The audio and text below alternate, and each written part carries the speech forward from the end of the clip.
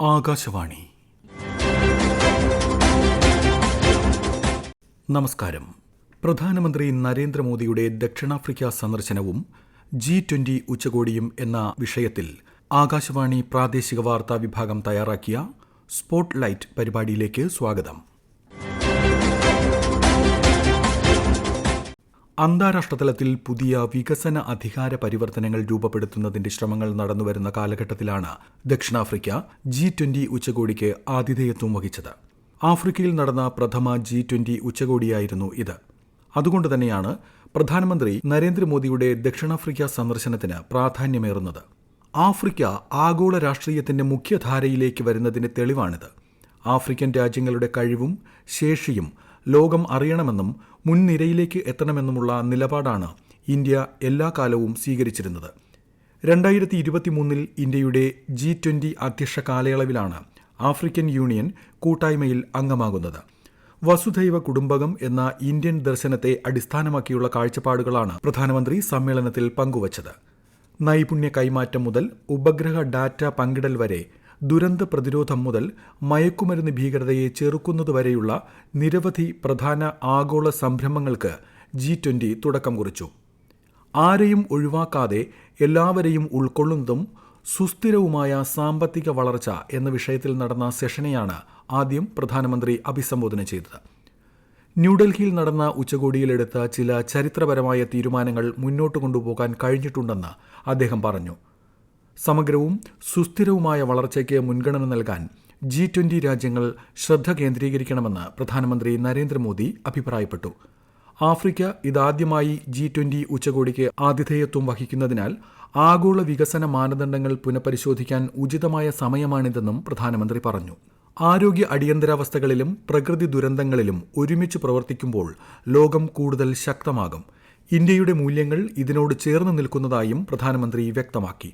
ആഗോള വികസനം ലക്ഷ്യമിട്ടുള്ള 6 പുതിയ സംരംഭങ്ങൾ പ്രധാനമന്ത്രി നരേന്ദ്രമോദി നിർദ്ദേശിച്ചു.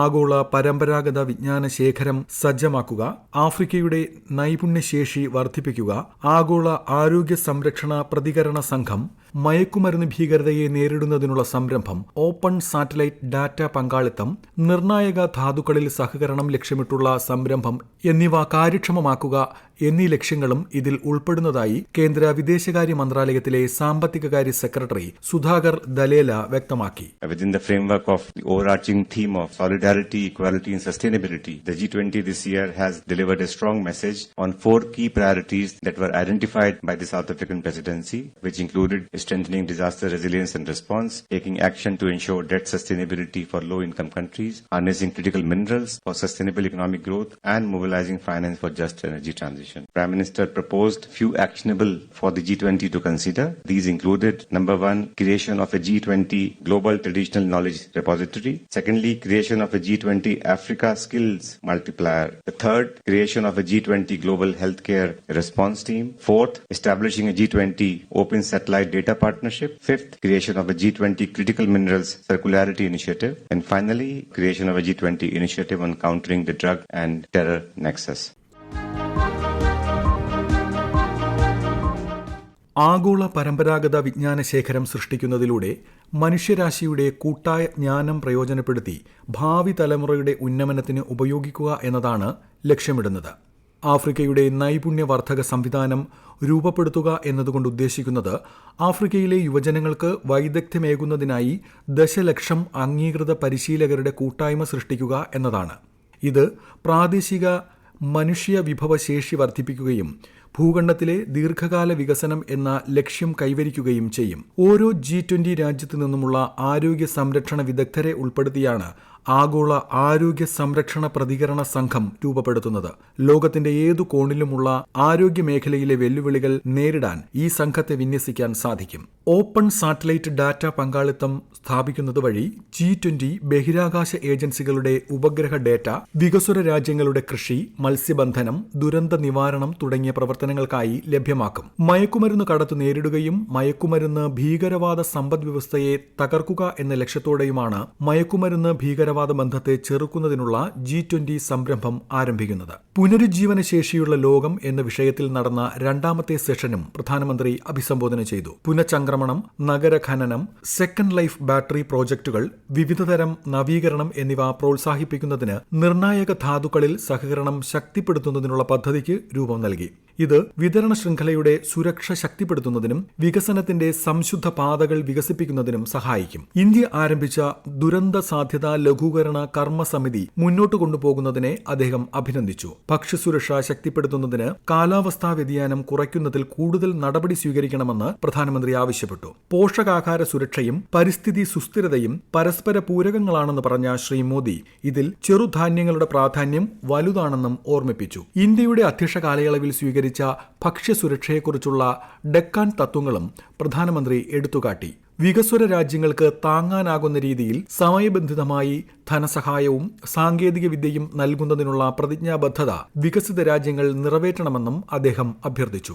ആഗോള ഭരണനിർവഹണ ഘടനകളിൽ ഗ്ലോബൽ സൌത്തിന്റെ വർദ്ധിച്ചുവരുന്ന പ്രാധാന്യത്തെക്കുറിച്ചും പ്രധാനമന്ത്രി പരാമർശിച്ചു. പ്രധാനമന്ത്രിയുടെ സന്ദർശനം ഇന്ത്യയുടെ വളർച്ചയ്ക്ക് മാത്രമല്ല G20യുടെ പ്രാധാന്യം ഉയർത്താനും മറ്റ് രാജ്യങ്ങളുമായുള്ള ഇന്ത്യയുടെ ബന്ധം മെച്ചപ്പെടുത്താനും വളരെയേറെ ഗുണം ചെയ്തതായി മുൻ അംബാസഡറും നയതന്ത്ര വിദഗ്ധനുമായ TP ശ്രീനിവാസൻ പറഞ്ഞു. G20 എന്ന് പറയുന്ന പ്രസ്ഥാനത്തെ തന്നെ വളരെ ശക്തിപ്പെടുത്തുകയും അതിന് വലിയ പ്രാധാന്യം നൽകുകയും ഒക്കെ ചെയ്ത ഒരു ജോലിയായിരുന്നു ഇന്ത്യയിലുണ്ടായിരുന്നു. അതിനുശേഷം ബ്രസീലിൽ നടന്നത് അത്ര വിശാലമായ ഒരു ചർച്ചയായിരുന്നില്ല.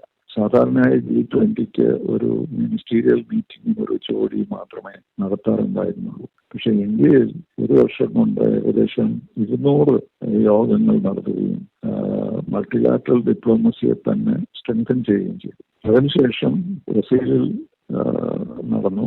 അത് കഴിഞ്ഞിട്ടാണ് ഇപ്പോൾ സൗത്ത് ആഫ്രിക്കയിൽ നടന്നത്. അപ്പൊ ആഫ്രിക്കയിൽ നടക്കുന്നതെന്നുള്ളതിന് പ്രത്യേക പ്രാധാന്യമുണ്ട്.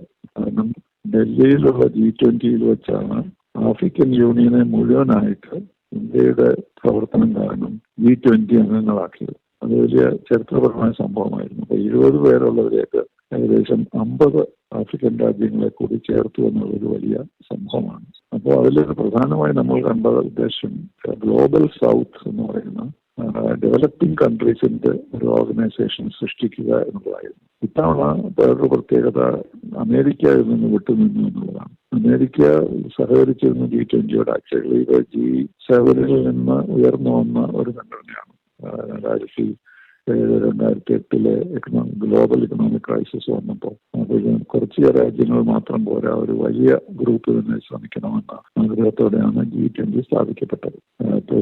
പ്രധാനമന്ത്രി മോദി ഇത്തവണ ആഫ്രിക്കൻ രാജ്യങ്ങളുടെ പ്രാധാന്യം അനുസരിച്ച് skills multiplier initiative, Africa skills multiplier initiative എന്ന് പറയുന്ന ഒരു പ്രോജക്റ്റ് അവതരിപ്പിക്കുകയുണ്ടായി. 1 മില്യൺ സർട്ടിഫൈഡ് ട്രെയിനേഴ്സിനെ സൃഷ്ടിക്കുക എന്നുള്ളതാണ് ഇതിന്റെ ഉദ്ദേശം. കാരണം ട്രെയിനീസ്. അപ്പോൾ അത് ഇന്ത്യയും കൂടെ സഹകരിച്ച് ആഫ്രിക്കയിലെ രാജ്യങ്ങൾക്ക് കൂടുതൽ ശക്തി നൽകാൻ വേണ്ടി സ്കിൽസ് ഡെവലപ്മെന്റ് ചെയ്യാൻ വേണ്ടിയാണ് പ്രോജക്റ്റ് അവതരിപ്പിച്ചിരിക്കുന്നത്. അവരുടെ ആഫ്രിക്കൻ രാജ്യങ്ങൾ സ്വാഗതം ചെയ്യുകയുണ്ടായി. ഡ്രഗും ടെററിസം ഇല്ലാതാക്കാനുള്ള ഒരു പരിപാടിയും ഇന്ത്യ അവതരിപ്പിക്കുകയുണ്ടായി. പിന്നെ integral humanism, new development approach. അപ്പോൾ ഡെവലപ്മെന്റ് എന്ന് പറയുന്നത് ഒരു സാമ്പത്തിക വികസനം മാത്രമല്ല, അതിൽ ഹ്യൂമനിസം കൂടി ചേർക്കണം എന്നുള്ള ഒരു ആശയമാണ് പ്രധാനമന്ത്രി അവതരിപ്പിച്ചത്. പിന്നെ അതുകൂടാതെ പ്രധാനമന്ത്രി ബയലാറ്ററൽ മീറ്റിംഗ്സ് നടത്തി. ഇബ്സ എന്ന് പറഞ്ഞ ബ്രസീൽ, സൗത്ത് ആഫ്രിക്ക